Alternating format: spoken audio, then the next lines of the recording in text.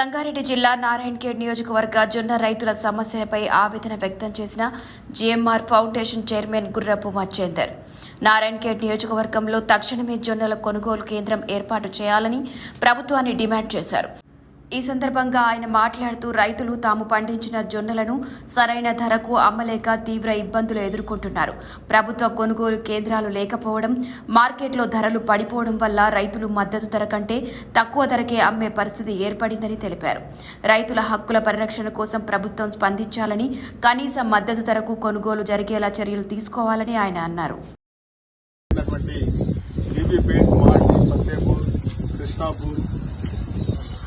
కల్లేర్ మరియు తర్వాత పక్క విలేజ్ అయిన మెరకన్పేట్, రాపర్తి, వివిధ గ్రామాల తండలు.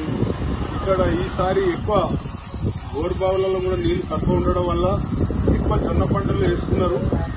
సుమారుగా ఆ జొన్న పంటలు కూడా అన్ని అందక నీళ్లు అందక సగం అయ్యి నల్లవల్ ప్రాజెక్టు కూడా నీళ్లు సరిగ్గా ఇవ్వక ఇక్కడ ఉన్నటువంటి స్థానిక ఎమ్మెల్యే చొరవ చూపక మరి సరైన పద్ధతిలో నీళ్లు ఇవ్వక పంటలన్నీ దెబ్బతింది. అయినప్పటికీ కూడా చాలా పంటలు ఇక్కడ పెద్ద శివారు మాడి విలేజ్ చాలా పెద్ద శివారు మా మండలంలోనే చాలా గరీబ్ వాళ్ళు ఎన్నో క్వింటాల జొన్నలు పండించుకున్నారు.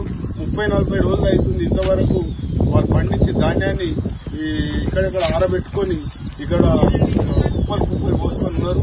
మరి వాళ్ళు చేసుకున్నటువంటి కూలీలు ఇవ్వడానికి కూడా డబ్బులు లేవు వాళ్ళ దగ్గర. ఇప్పుడు అమ్ముకోవడం అంటే పైసలు లేవు, కూలీలు ఇవ్వడానికి పైసలు లేవు, అమ్మెడతామంటే కొనటోళ్ళు లేదు. మరి ఇక్కడ పక్క ఊర్ల విలేజ్లలో ఏ డ్యామ్ లేకుండా పండిన వేరే గ్రామాలలో ఆల్రెడీ జొన్నల కేంద్రాలు, కొనుగోలు కేంద్రాలు తెరిచిర్రు. మరి ఇక్కడ ఎందుకు ఇస్తలేరు కల్లేరు మండలం? మరి ఇంత వివక్ష ఎందుకు చూపిస్తారు? ఇక్కడ స్థానిక ఎమ్మెల్యే గారు ఇప్పటికైనా కనికరించి మా పేద ప్రజల పైన దయదాలించి తక్షణమే రేపే ఇక్కడ మీరు ఏదైతే సొసైటీ ద్వారానా, ఐకేపీ ద్వారానా కొనుగోలు చేస్తారు, మీరు దాని ద్వారా రైతులను ఆదుకోనండి. దీంట్లో రాజకీయం ఏంటండి?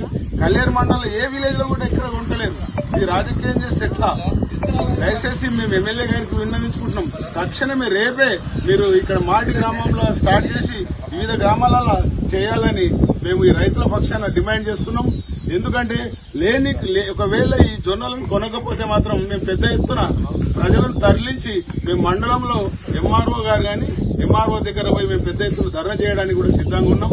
మా రైతుల తరఫు నుంచి తక్షణమే మీరు దీనికి స్పందించి అధికారులు కూడా, కలెక్టర్ కూడా, ఇక్కడ ఉన్న ఆర్డీఓ కూడా, ఇక్కడ ఉన్నటువంటి ఎంఆర్ఓ కూడా వీటిపైన తక్షణమే శ్రద్ధ వహించి వీటి పండించుకున్నటువంటి రైతులు ఎన్నో తిప్పలు పడి లేనిపోని 3 రూపాయల మిత్తికి తెచ్చుకొని జొన్నలు కొనుక్కొని మీ పంటలు వేసుకుంటే ఈ రోజు వాళ్ళు అమ్ముకొని ఇంత సంసారం గడుపుకుందామంటే అమ్ముకునే పరిస్థితి లేకుండా అయిపోతుంది. దయచేసి ఎమ్మెల్యే గారు ఈ రైతులపైన దయదయనంచి మీరు తక్షణమే ఎమ్మెల్యే గారు, ఎంపీ గారు తక్షణమే మీరు ప్రభుత్వం ద్వారా ఈ జొన్నలను కొనుగోలు చేపేయాలని మీకు కోరుకుంటున్నాం. ప్రస్తుతం మేము మాడి గ్రామం శివారులో ఉన్నాము. ఇక్కడ చాలా మంది రైతులు నెల కింద నుంచి, ఒక 30 రోజుల కింద నుంచి జొన్న పంట కోసి రోడ్ల మీద ఎక్కడ ఖాళీ ప్లేస్ ఉంటే అక్కడ కుప్ప పోసి దాన్ని తార్పాలతో కప్పి ఉంచినారు. ఇక్కడ మీరు చూస్తే ఇప్పటికే చిన్న వర్షాలు 2-3 సార్లు పడ్డాయి. దాని వలన కింది నుంచి ఈ జొన్న విత్తనాలు ఇట్లా మొలకలు వచ్చి ఈ విధంగా పాడైపోతా ఉంది. మీరే గమనించాలి. నేను ప్రభుత్వానికి విన్నవిస్తున్నాను, స్థానిక ఎమ్మెల్యే గారికి, ఎంపీ గారికి కూడా నేను విన్నవిస్తున్నాను. 30 రోజుల్లో 20 రోజుల నుంచి చాలా మంది రైతులు జొన్న కోసేసి దీన్ని నిల్వ చేసి ఉంచినారు. ఎప్పుడు కాంట పడుతుంది, ఎప్పుడు జోకిద్దామని ఎదురు చూస్తూ ఉన్నారు. ఈ రోజు వస్తుంది, రేపు వస్తుంది అని. మాటి గ్రామమే కాకుండా ఈ చుట్టుపక్కల గ్రామాలలో ఎక్కడ కూడా జొన్నల కాంటను ఏర్పాటు చేయలేకపోయారు. కృష్ణాపూర్ గ్రామంలో కూడా జొన్నల కాంట లేదు, కల్లేరు గ్రామంలో లేదు, మాటి గ్రామంలో లేదు. అంతేకాకుండా బీబీపేట గ్రామంలో కూడా జొన్న కాంట ఇప్పటి వరకు ఏర్పాటు చేయలేరు. అటు కొన్ని గ్రామాలలో ఏర్పాటు చేశారు కానీ మాకు అక్కడ పర్మిషన్ దొరకట్లేదు. మేము రైతులు ఇక్కడ నుంచి అక్కడికి ఎత్తుకువెళ్లి అమ్ముకోవడానికి కూడా రెడీ ఉన్నారు కానీ వాళ్ళు మాత్రం మాకు ఎలాంటి పర్మిషన్ ఇవ్వకపోవడం వల్ల రైతులు చాలా విధాలుగా ఇక్కడ నష్టపోవడం జరుగుతుంది.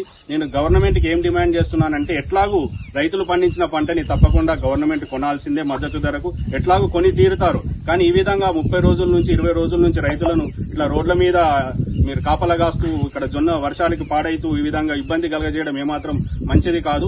ఏదైనా ఉంటే వెనువెంటనే జొన్న కాంటలు ఏర్పాటు చేసి పంట వచ్చిన కొద్దీ వచ్చినట్టు మనము రైతులు అమ్ముకోగలిగితే రైతులకు చాలా త్వరగా అమ్ముకొని చాలా బాగుంటుందని నేను డిమాండ్ చేస్తున్నాను. ఎప్పుడు ఇలాంటి పరిస్థితి రాలేదు. మీరే చూడండి ఈ జొన్న ఏ విధంగా మొలకెత్తి ఏ విధంగా పాడవుతూ ఉందో. వర్షం పడినప్పుడు కింది నుంచి పదన వచ్చి దాని వలన ఈ జొన్న పంట ఏ విధంగా మొలకెత్తడం జరిగింది. దయచేసి గవర్నమెంట్ తప్పకుండా వెనువెంటనే ప్రతి గ్రామంలో జొన్న కాంటలు సొసైటీ ద్వారా ఏర్పాటు చేస్తారా, ఐకేపీ ద్వారా ఏర్పాటు చేస్తారా, మీరు నిర్ణయించుకొని త్వరితగతిన వెనువెంటనే ఏర్పాటు చేయాలి అని కూడా నేను విన్నవిస్తున్నాను. ఏది అయినా చాలా ఆలస్యంగా ఎన్నిసార్లు అడిగినా ఇది ఏర్పాటు చేయకపోవడం అనేది చాలా బాధాకరం. ఎంతో మంది రైతులు ఈ జొన్నలను కాపలు కాస్తూ ఇంకా ఏ పని కూడా చేయకుండా ఏ ఫంక్షన్కి వెళ్లకుండా ఇక్కడనే ఉండాల్సిన పరిస్థితి దాపురించింది. ఒక రోజు 2 రోజులు అంటే ఎవరైనా వెయిట్ చేస్తారు కానీ ఏకంగా నెల రోజుల నుంచి రోడ్ల మీద ఈ జొన్నలు ఉన్నాయి. అంతేకాకుండా మీరు కిష్టాపూర్ గ్రామంలో ఎన్నో రకాల యాక్సిడెంట్లు కూడా జరుగుతున్నాయి. ఈ జొన్న పంటలు రోడ్ల మీద వేయడం వలన నిన్ననే ఒక ఎక్సెల్ తాండా వాసి బలమైన యాక్సిడెంట్ జరగడం వలన ఆయన ఆసుపత్రి పాలయ్యాడు. ఇలాంటి యాక్సిడెంట్లు కూడా ఎన్నో జరుగుతున్నాయి. ఎప్పుడైనా ఏదైనా పంట రోడ్ల మీదకి రానియకుండా వెంటనే దాన్ని కాంటా చేసి కొనుగోలు చేయాలి అని నేను ఇక్కడ ఉన్న స్థానిక ఎమ్మెల్యే గారికి నేను డిమాండ్ చేస్తున్నాను.